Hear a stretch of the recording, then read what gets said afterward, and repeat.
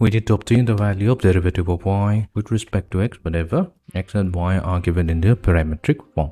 That means in our case, x and y are both dependent on the parameter t. So let's find out the value. So what we'll do, we'll begin with whatever we have been provided with. Here we have x equals to e raised to the power of t plus e raised to the power of negative t over 2. But we can rewrite it as half multiplied to e raised to the power of t plus half multiplied to e raised to the power of negative t.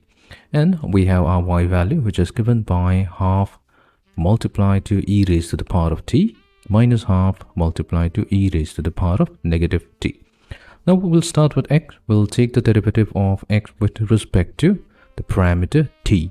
This will be equals to half multiplied to derivative with respect to t of e raised to the power of t plus half multiplied to derivative with respect to t of e raised to the power of negative t, which will be half multiplied to, we know that derivative of the exponential function gives us the function itself, so we have e raised to the power of t plus half multiplied to derivative of e raised to the power of negative t will be negative t e raised to the power of negative t.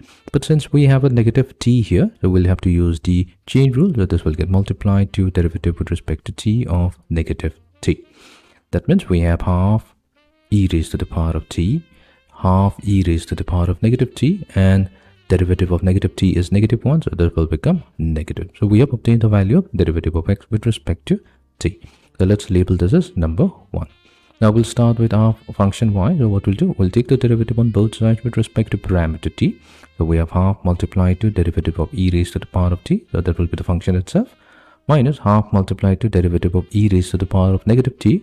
This will become negative of e raised to the power of negative t, and since we have a negative sign, so we'll get positive. So let this be number 2.